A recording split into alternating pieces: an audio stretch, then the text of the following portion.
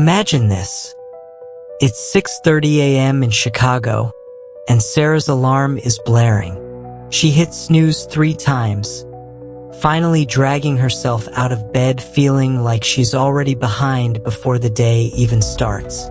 Her mind is racing with everything she needs to do: that presentation at work, the argument she had with her boyfriend last night, the bills piling up on her kitchen counter. Sound familiar?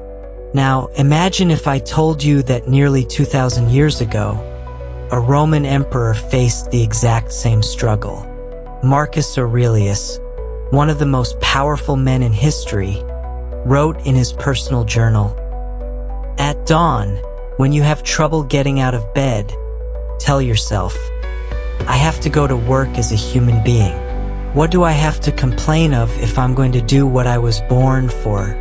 The things I was brought into the world to do? Or is this what I was created for? To huddle under the blankets and stay warm?" Even emperors had trouble getting out of bed. But here's what made Marcus Aurelius different. He developed a morning routine based on ancient Stoic wisdom that transformed not just his mornings, but his entire approach to life. And the crazy part?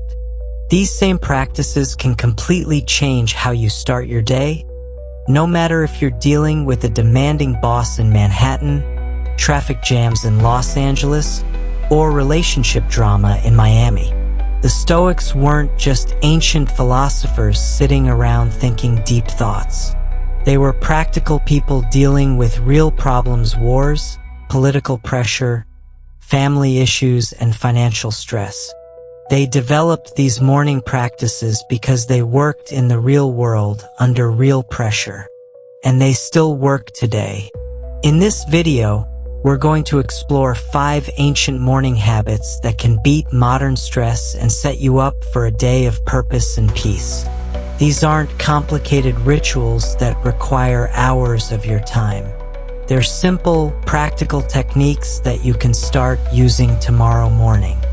Each one is designed to strengthen a different part of your mental and emotional resilience, creating a foundation that can handle whatever life throws at you. But here's the thing, this isn't about perfection or becoming some kind of morning person overnight.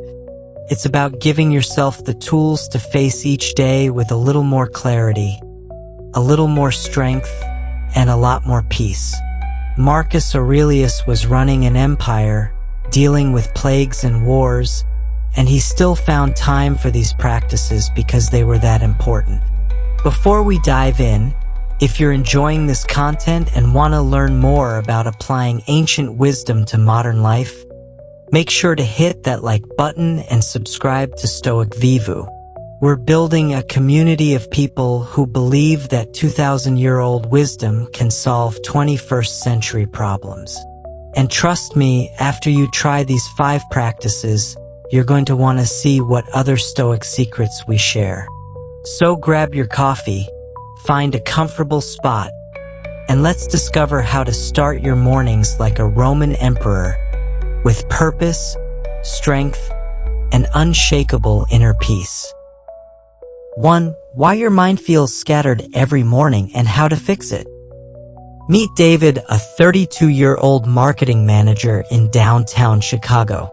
Every morning, his mind feels like a browser with 50 tabs open. Before he's even fully awake, he's already thinking about the client meeting at 10 a.m., wondering if he remembered to pay his credit card bill, replaying that awkward conversation with his coworker from yesterday, and stressing about his mom's upcoming doctor's appointment. By the time he gets to work, he's mentally exhausted and it's not even 9 a.m. If this sounds like your morning mental experience, you're not alone. Modern life has trained our brains to jump from worry to worry, from task to task, without ever finding a moment of real clarity. We wake up and immediately dive into the chaos, never giving our minds a chance to reset and find center. The ancient Stoics had a completely different approach. They understood that how you start your morning sets the tone for everything that follows. Marcus Aurelius, who had to manage an entire empire, began each day with what we might call a cosmic reset, a practice that put his daily problems in perspective and cleared his mental clutter. Here's how it works and why it's exactly what your scattered morning mind needs. The practice is simple but profound. Before you check your phone, before you start your to-do list, before you dive into the daily grind, you take 5 minutes to zoom out and see the bigger picture. Find a quiet spot in your home. It could be your bedroom, your kitchen table, or even your bathroom. The location doesn't matter as much as the intention. Sit comfortably and close your eyes. Now, instead of focusing on all the things swirling around in your head, imagine yourself zooming out like a camera pulling back in a movie. First, see yourself in your room, then your building, then your neighborhood, then your city. Keep going. See your state, your country, the continent, the entire planet Earth floating in space. Marcus Aurelius wrote, "Constantly regard the universe as one living being, having one substance and one soul." This isn't some mystical exercise, it's practical psychology. When you visualize the vastness of space, with stars being born and dying, galaxies spinning through eternity, something amazing happens to your perspective. That presentation you're worried about? Still important, but not earth-shattering. That argument with your partner? Worth addressing, but not worth ruining your entire day. The Stoics called this practice taking the view from above. Seneca, another great Stoic philosopher, wrote, "It is not that we have a short time to live, but that we waste a lot of it." When you start your morning with this cosmic perspective, you stop wasting mental energy on things that won't matter in a week, a month, or a year. But here's the key, this isn't about making your problems disappear or pretending they don't matter. It's about right-sizing them.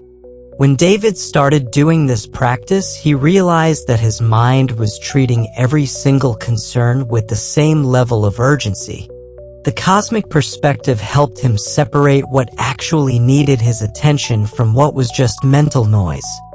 Think about it this way, if an alien visitor came to Earth and watched how we start our mornings, immediately grabbing our phones, scrolling through news and social media, letting our minds get hijacked by everyone else's agenda, they'd think we were crazy.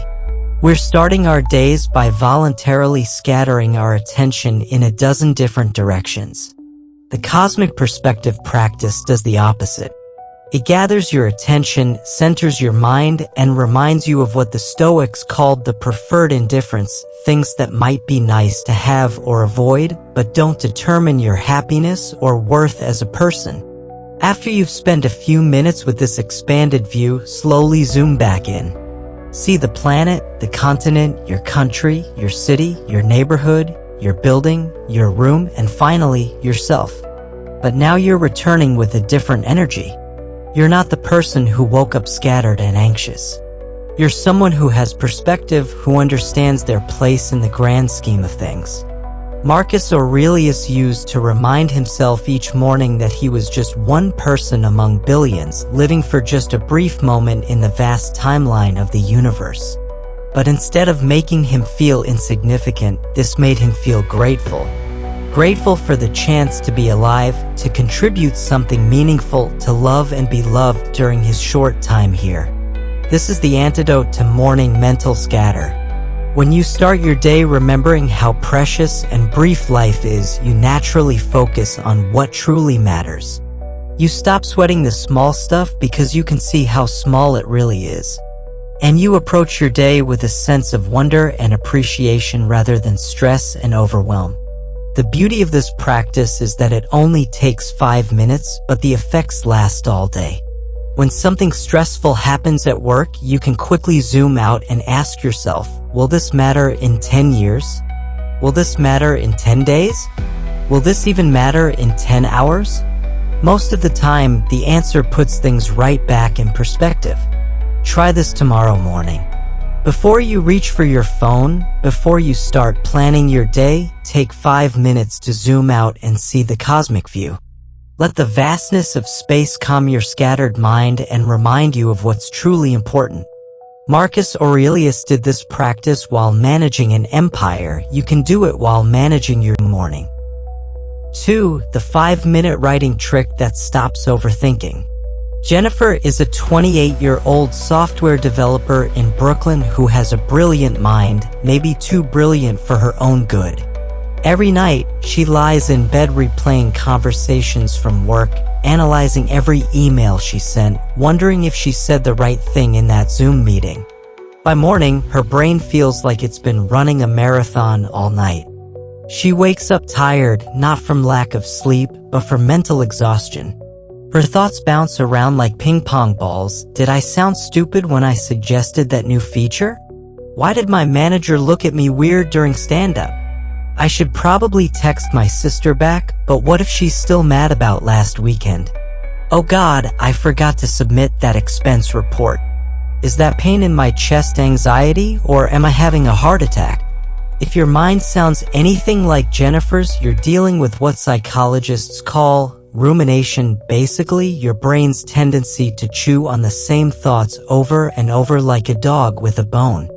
It's exhausting, it's unproductive, and it's exactly what the ancient Stoics had a solution for. Marcus Aurelius, the Roman emperor we talked about earlier, was also a chronic overthinker.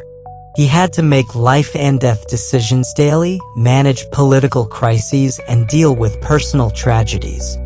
But he discovered something that modern neuroscience has now proven. Writing down your thoughts literally changes your brain's relationship to those thoughts. Here's the simple but powerful practice that can stop your morning overthinking in its tracks. Get yourself a notebook, nothing fancy, just something you can write in every morning.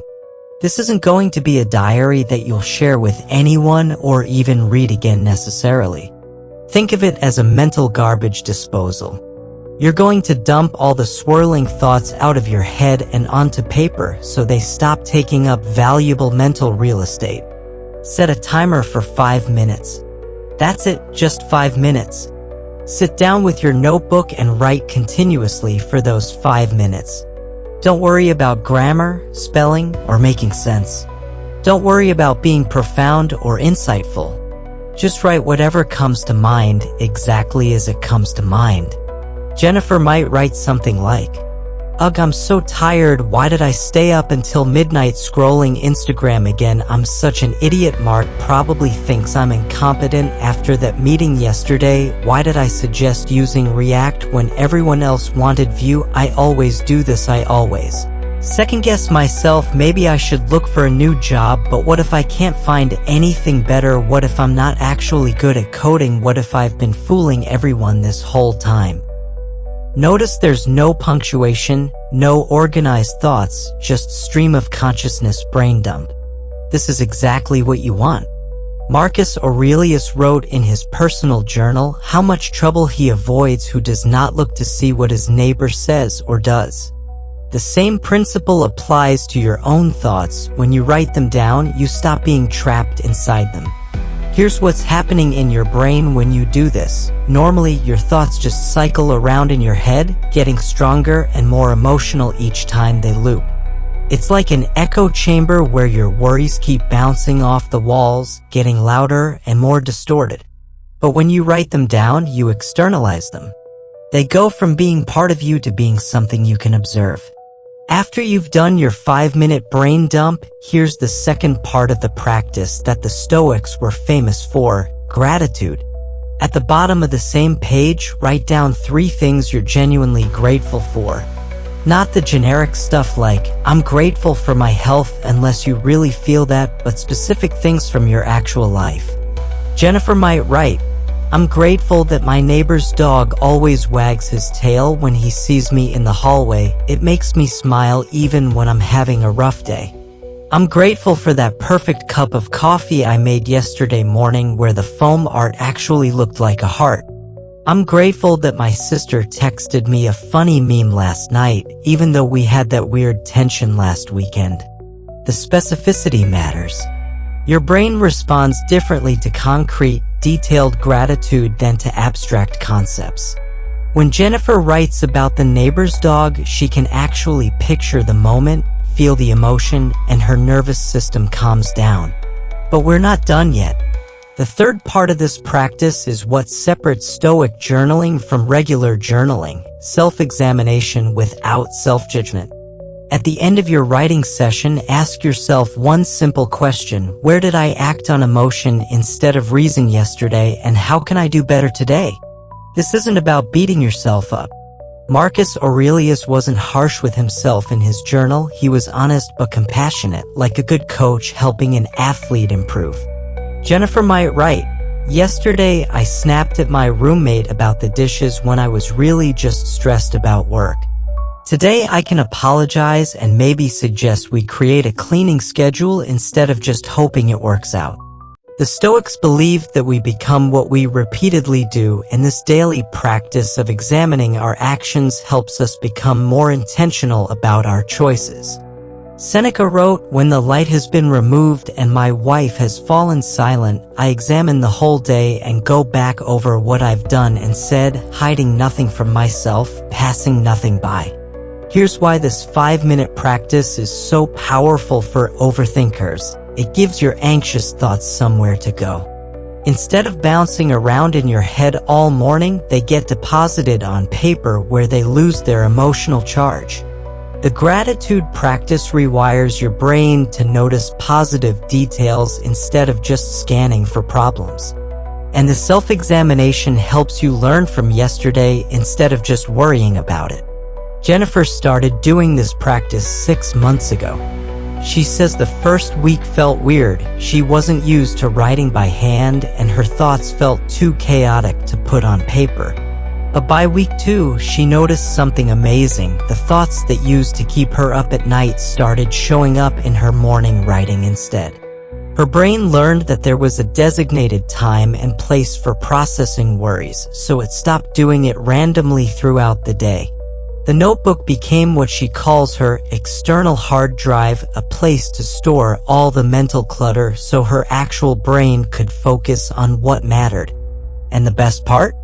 After a few months, she started noticing patterns in her overthinking that she'd never seen before. She realized that most of her work anxiety happened on Mondays and Thursdays, usually after certain types of meetings. Once she could see the patterns, she could prepare for them. This isn't magic, it's just how your brain works. When you externalize your thoughts through writing, you activate different neural pathways than when you just think them. You engage your prefrontal cortex, the part of your brain responsible for executive function and emotional regulation. You literally think more clearly when you write. Tomorrow morning, try this 5-minute practice. Brain dump for 5 minutes, write 3 specific things you're grateful for, and ask yourself one honest question about how you can improve. Don't worry about doing it perfectly. Marcus Aurelius' journal entries weren't perfect either. Just give your overthinking mind somewhere to go besides round and round in circles. Your future self will thank you for it. 3. Why setting goals kills your motivation. Do this instead. Meet Carlos, a 35-year-old personal trainer in Los Angeles who's obsessed with goals. New Year's resolutions, quarterly business targets, monthly fitness milestones, weekly client numbers, daily revenue goals. His phone is packed with goal tracking apps, his wall covered with vision boards, and his calendar looks like a military operation. But here's the weird thing, despite all this goal setting, Carlos feels constantly frustrated. When he hits targets, the satisfaction lasts 5 minutes before he's focused on the next goal. When he misses them, he beats himself up for days. He's trapped in a cycle where his happiness depends on outcomes he can't fully control, whether clients sign up, renew packages, or whether his Instagram posts get enough engagement. Sound familiar? You've probably been taught that setting specific, measurable goals is the key to success. But the ancient Stoics discovered something that modern psychology is just starting to understand. Focusing on goals can actually kill your motivation and make you miserable. The problem with goals is they focus entirely on outcomes, things largely outside your control. Carlos can control how many people he reaches out to, but not whether they become clients. He can control his workout program quality, but not whether clients stick with them. He can control posting consistently, but not the algorithm determining who sees his content. Epictetus, a Stoic philosopher who went from slave to teacher, put it perfectly: some things are within our power, while others are not. When you tie your motivation to things outside your control, you're setting yourself up for emotional chaos. The Stoics had a brilliant alternative. Instead of setting goals, set intentions. Here's the difference. Goals are about what you want to achieve. Intentions are about who you want to become. Goals focus on the destination. Intentions focus on the journey. Goals depend on external circumstances. Intentions depend only on your choices. When Carlos shifted from goals to intentions, everything changed. Instead of "I want to sign 5 new clients this month," he said, "I want to be genuinely helpful to everyone I meet." Instead of "I want to make $10,000 this month," he said, "I want to show up with integrity every single day." With goals, Carlos constantly measured himself against external metrics. With intentions, he measured himself against his own values and character. One approach made him dependent on circumstances, the other made him dependent only on his choices.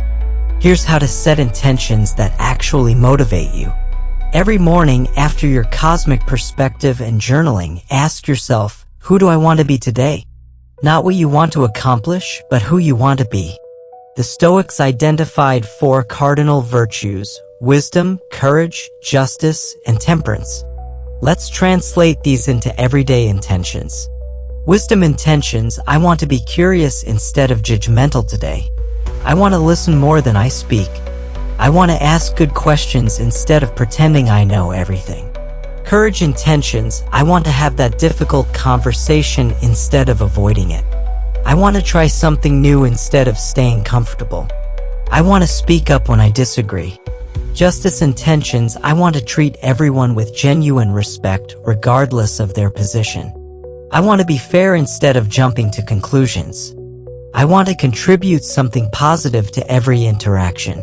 Temperance intentions: I want to respond thoughtfully instead of reacting emotionally. I want to be present in conversations. I want to focus on one thing at a time. Notice how different these feel from traditional goals. You don't need anyone's cooperation to be curious, courageous, fair, or thoughtful. You don't need perfect circumstances. You just need conscious choices throughout the day. Carlos started each morning choosing one primary intention. Mondays, being genuinely helpful. Tuesdays, courage, having avoided conversations. Wednesdays, wisdom, really listening to clients instead of waiting to talk. Here's what happened. His business grew faster than when he obsessed over client goals. When you focus on being genuinely helpful, people notice. When you show up with courage and integrity, people trust you. When you listen with wisdom, people want to work with you. More importantly, Carlos felt motivated every day regardless of external outcomes. He could go to bed knowing he'd succeeded at his intention even without signing new clients. His accomplishment came from character, not circumstances. Seneca wrote, "It is not what you endure, but how you endure it." Intentions help you focus on the how you show up, respond, treat people, handle challenges. These are the only things you can control, and focusing on them tends to improve external results too. The neuroscience backs this up. Character-based intentions activate different brain parts than outcome-based goals. Instead of stress-inducing areas that fire when worried about targets, you engage prefrontal cortex regions associated with values and identity. You literally feel calmer and more motivated.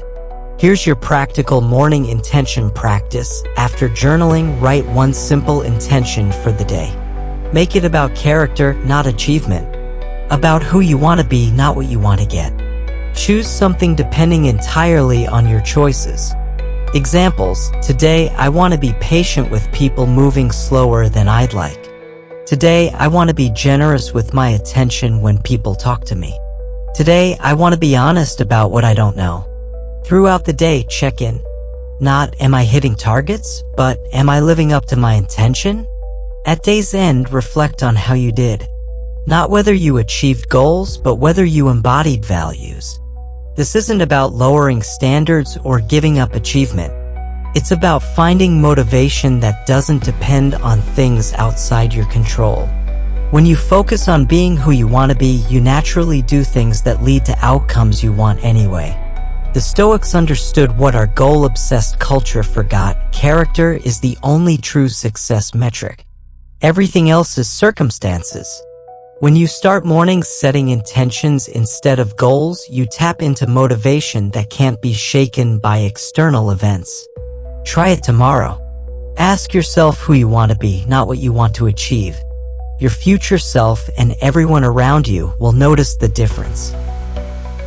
4. How taking cold showers makes you mentally stronger. Picture Alex, a 26-year-old marketing coordinator in Boston who lives the most comfortable life imaginable. His apartment is always perfectly climate-controlled at 72 degrees. He has his favorite coffee shop that makes his drink exactly how he likes it. His morning routine is optimized for maximum comfort: soft pajamas, warm slippers, and heated car seats for his commute. Everything in Alex's life is designed to avoid even the slightest discomfort. But here's the problem: Alex falls apart the moment anything goes wrong. When his coffee shop runs out of oat milk, his whole morning is ruined. When his boss gives him unexpected feedback, he spirals for hours. When his girlfriend suggests they try a new restaurant instead of their usual spot, he gets anxious and irritable. Alex has become so dependent on comfort that he's lost his ability to handle life's inevitable challenges. The ancient Stoics would have looked at Alex's lifestyle and immediately spotted the problem. They understood something that our comfort-obsessed culture has forgotten: if you never practice dealing with discomfort, you'll be completely unprepared when real hardship hits. And real hardship always hits. Seneca, one of the greatest Stoic philosophers, regularly practiced what he called poverty training. He would spend days eating simple bread and water, sleeping on hard floors, and wearing basic clothes. Not because he enjoyed suffering, but because he wanted to prove to himself that he could handle it. He wrote, "Set aside a certain number of days, during which you shall be content with the scantiest and cheapest fare, with coarse and rough dress, saying to yourself the while, 'Is this the condition that I feared?'" Now, I'm not suggesting you sleep on floors or eat bread and water. But the principle is brilliant. Voluntary discomfort builds mental resilience. And the easiest way to start practicing this ancient wisdom is something you can do tomorrow morning: take a cold shower. Before you roll your eyes and think this is some trendy wellness fad, understand that cold exposure has been used for mental training for thousands of years. The Stoics knew that when you voluntarily choose temporary discomfort, you're training your mind to stay calm under pressure. You're proving to yourself that you can handle things that feel unpleasant without falling apart. Here's how it works and why it's so powerful for building mental strength. When Alex first heard about cold showers, his immediate reaction was absolutely not. The idea of voluntarily making himself uncomfortable seemed crazy. But that reaction was exactly why he needed to try it. His comfort addiction had made him weak, and he didn't even realize it. Start small. You don't need to jump into an ice bath or take a 10-minute freezing shower. At the end of your normal warm shower, turn the water to cold for just 30 seconds. That's it. 30 seconds of voluntary discomfort that will teach you more about mental resilience than hours of motivational videos. Here's what happens in those 30 seconds. Your body's alarm system goes off. Your brain starts screaming, "This is terrible. Make it stop." Your breathing gets shallow, your muscles tense up, and every instinct tells you to escape. But here's the magic: you don't escape. You stay. You breathe deeply. You relax your muscles.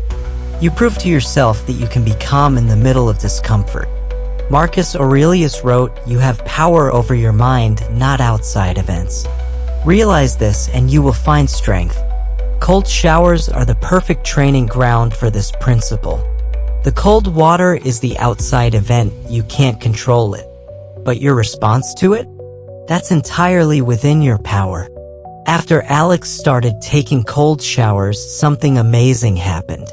The first week was brutal. He hated every second of those 30 seconds. But by week 2, he noticed something different. When his coffee shop ran out of oat milk, instead of his usual internal meltdown, he thought, if I can handle 30 seconds of cold water, I can handle drinking regular milk for one day. That's the real power of voluntary discomfort. It recalibrates your stress response. Things that used to feel like major problems start feeling like minor inconveniences.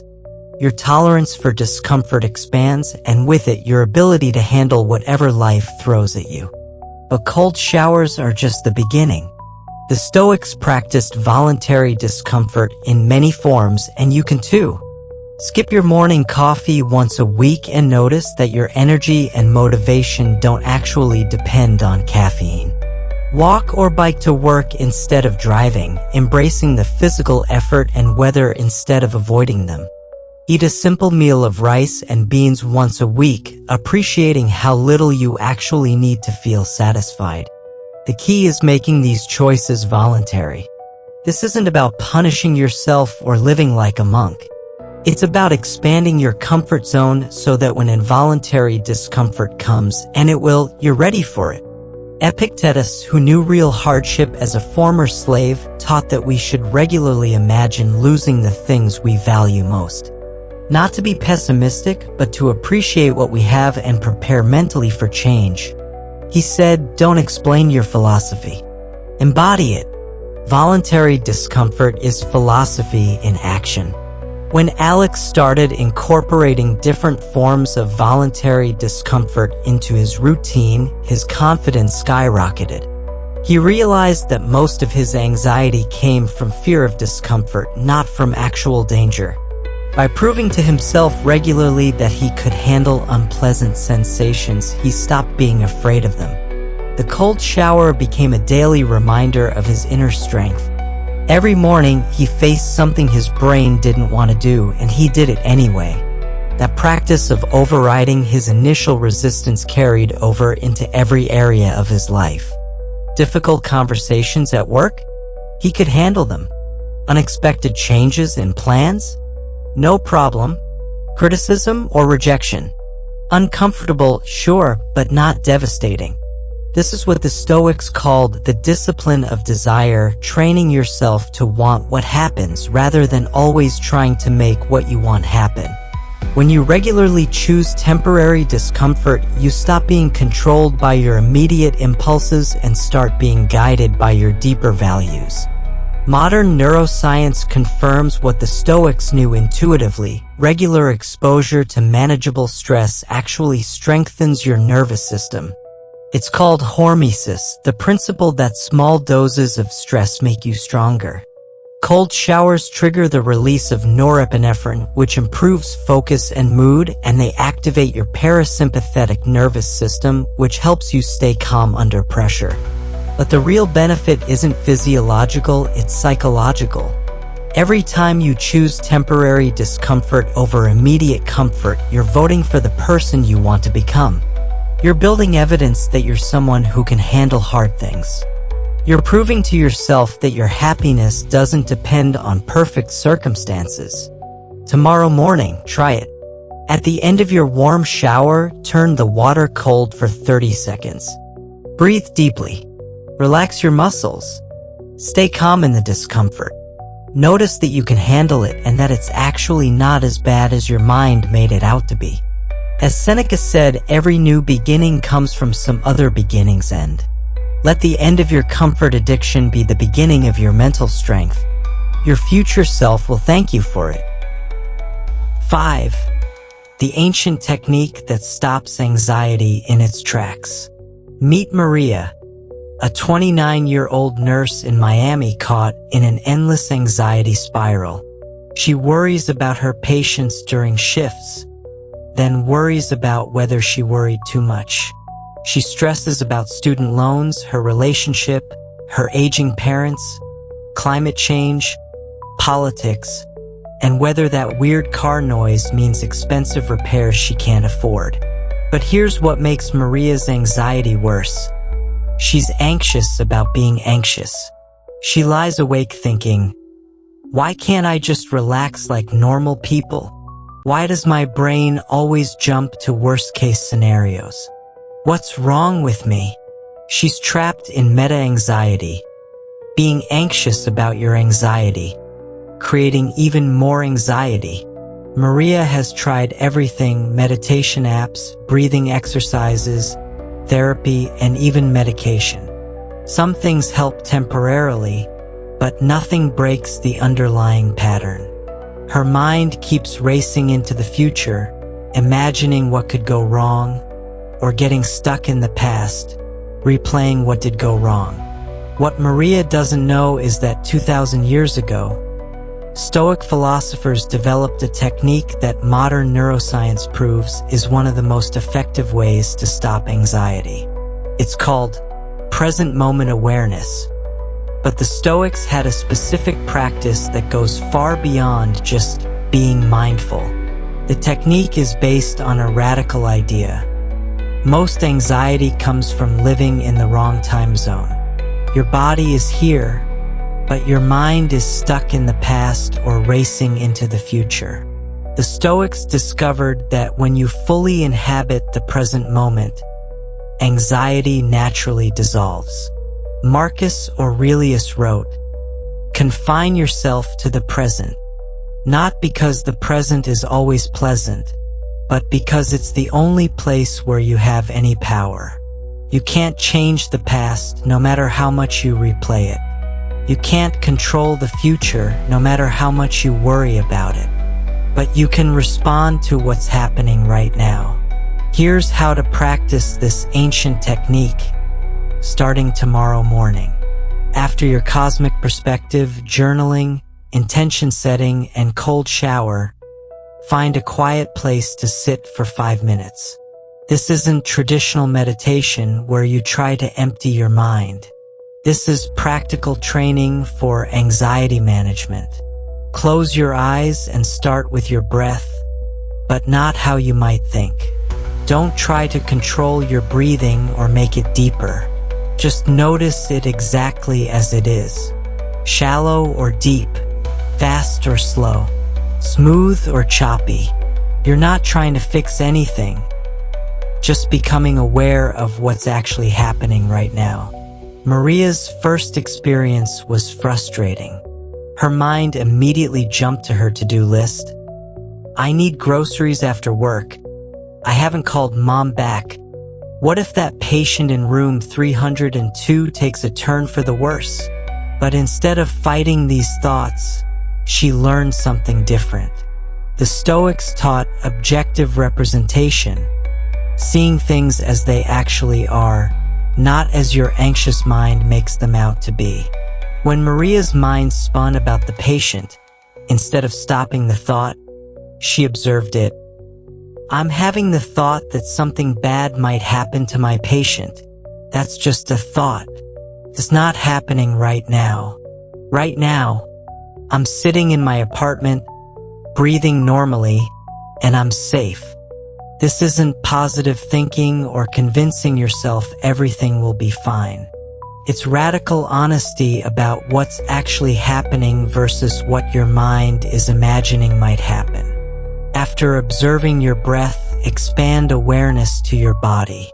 Notice tension in your shoulders, tightness in your jaw, and knots in your stomach. Again, you're not trying to fix anything, just noticing what's there.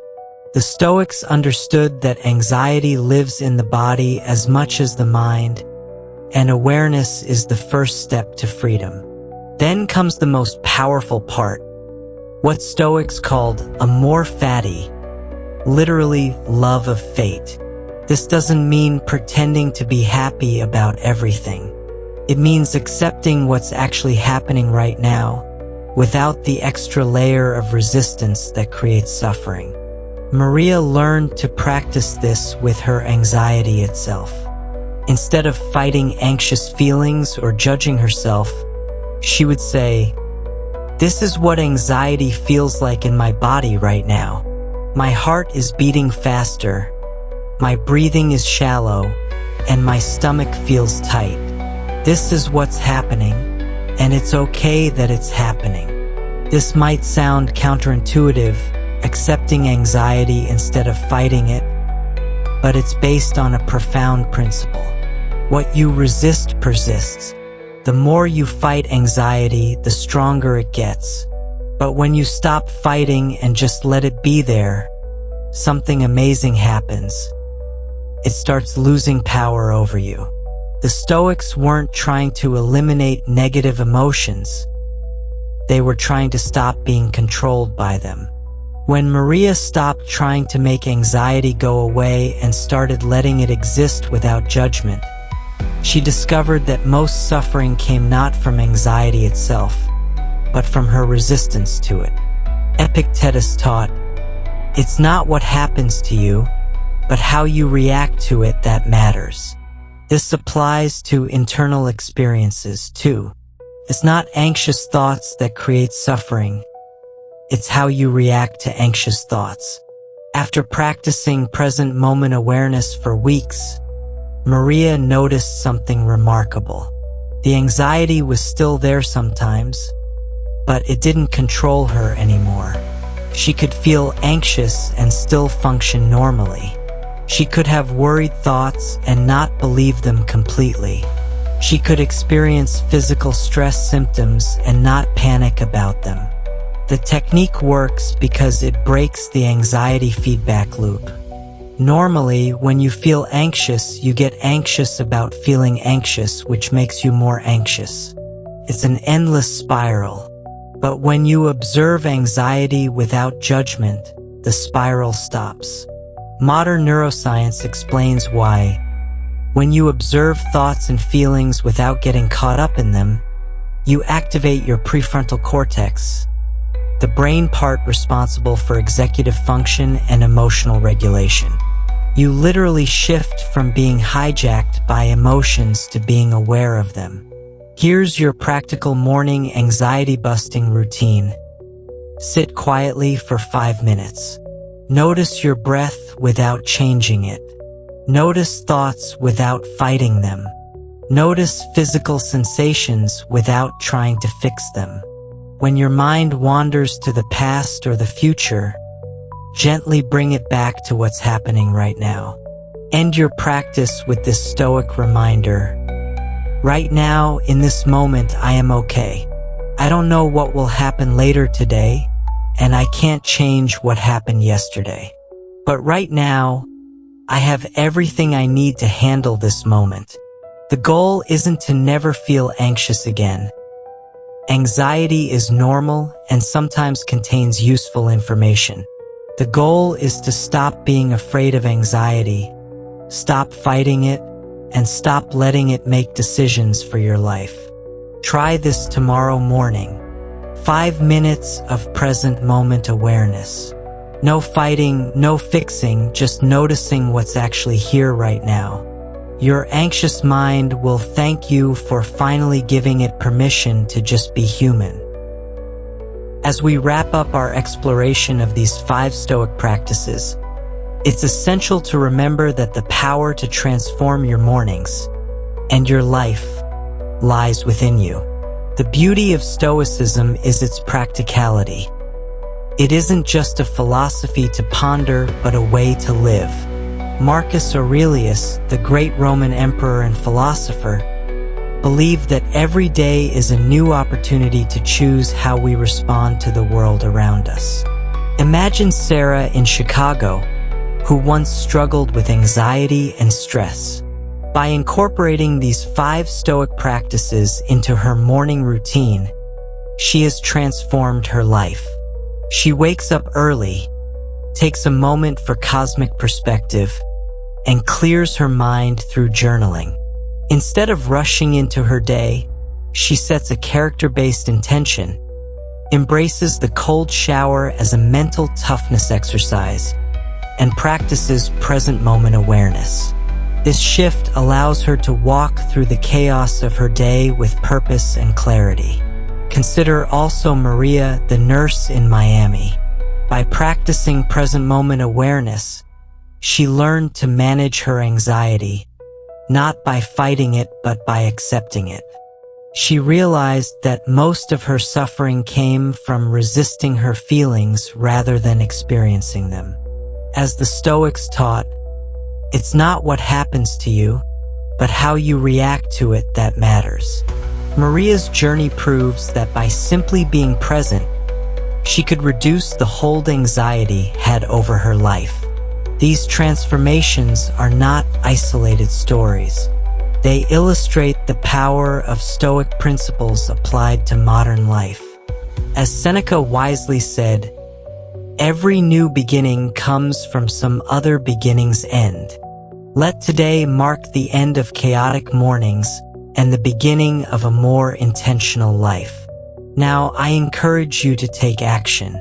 Tomorrow morning, challenge yourself to implement these practices. Spend just 5 minutes in cosmic perspective, do a quick journal entry, set a daily intention, take a cold shower, and practice being present.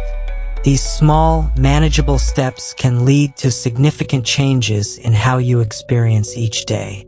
The Stoics believed in action over theory. They knew that simply thinking about philosophy wouldn't change their lives. They had to embody it. Epictetus famously stated, "Don't explain your philosophy, embody it."